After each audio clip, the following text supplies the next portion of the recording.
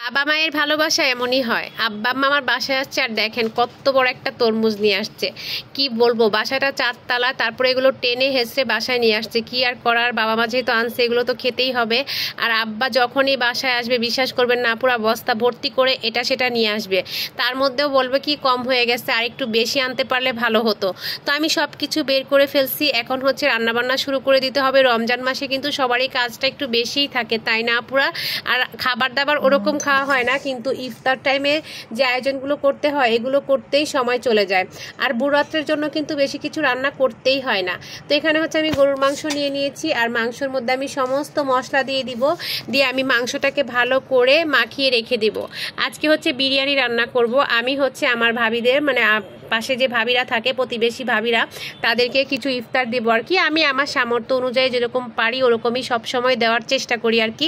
আমার কিন্তু অনেক ভালো লাগে, জানি না আপনাদের কার কাছে এই ইফতার দিতে ভালো লাগে। আমার অনেক ভালো লাগে। আমি যদি পারতাম তাহলে কিন্তু প্রতিদিনই দেওয়ার চেষ্টা করতাম, কিন্তু না পুরো এটা বলে লাভ নাই, প্রতিদিন দেওয়ার মতো অবস্থা আমার নাই, প্রতিদিন দেওয়াটাও সম্ভব না। তো তার মধ্যে আমি যখন যেরকম পারি তাদের সাথে সব কিছুই শেয়ার করে খাওয়ার চেষ্টা করি আর কি। তো এখানে হচ্ছে আমি চালটা ভালো করে কিছুক্ষণ ভেজে নিয়েছিলাম। তারপর হচ্ছে আমি মাংসটাকে অন্য একটা পাতিলে রান্না করে এখন হচ্ছে সব কিছু দিয়ে দিয়েছি। আর এই যে দেখেন ফ্রোজেন করা মটরশুঁটিগুলো কিন্তু দিয়ে দিয়েছি।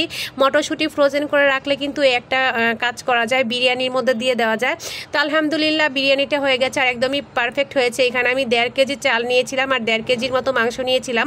তো এখন দেখেন একদমই পারফেক্ট হয়েছে। এখন কিছুটা পেঁয়াজ বেরেস্তা দিয়ে দিব।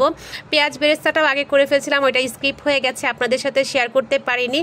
তো এই যে উপর দিয়ে পেঁয়াজ বেরেস্তা দিয়ে তারপর হচ্ছে আমি দমে দিয়ে দিব। আমি কিন্তু নামানোর কিছুক্ষণ আগে পেঁয়াজ বেরেস্তাটা দেই, এতে করে খুবই সুন্দর একটা ফ্লেভার আসে। আপনারা কে কীভাবে দেন অবশ্যই আমাকে কমেন্টস করে জানাবেন। এখন হচ্ছে আমি কিছু পাঙ্গাস মাছ নিয়ে নিয়েছি, ভোররাত্রের জন্য পাঙ্গাস মাছ ভুনা করব। তো আমি এক এক করে হচ্ছে সমস্ত মশলা দিয়ে দিচ্ছি। আমি কিন্তু মাছ ভাজার সময় কিছুটা জিরার ফাঁকিও দেই, আর দিয়ে দিয়েছি মরিচ গুঁড়ো, হলুদ গুঁড়ো, লবণ দিয়ে ভালো করে মাছটাকে মাখিয়ে এখন হচ্ছে মাছটা ভুনা করে নেব। ভোররাত্রের জন্য কিন্তু তেমন কিছু রান্না করতে হয় না, দুধ কলা তো থাকেই, তার সাথে একটা মাছের তরকারি বা মাংস তরকারি হলেই হয়ে যায়। তো যেহেতু আজকে বিরিয়ানি রান্না করতেছি এই জন্য আজকে আর মাংস রান্না করলাম না, আজকে পাঙ্গাস মাছটাই রান্না করব। আর হচ্ছে আমি এক এক করে মাছের পিসগুলো দিয়ে দিচ্ছি। আমার আব্বা আবার পাঙ্গাস মাছ অনেক বেশি পছন্দ করে। তো যাই হোক, মাছ ভাজা হয়ে গেছে, মাছ ভুনা হয়ে গেছে, এদিকে ইফতারের টাইম হয়ে যাচ্ছে।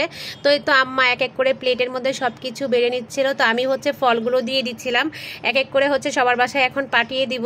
বিরিয়ানি রান্নাটা কিন্তু একদমই পারফেক্ট হয়েছিল, আপনারা নিশ্চয়ই দেখে বুঝতে পারতেছেন কতটা ঝরঝরে হয়েছে।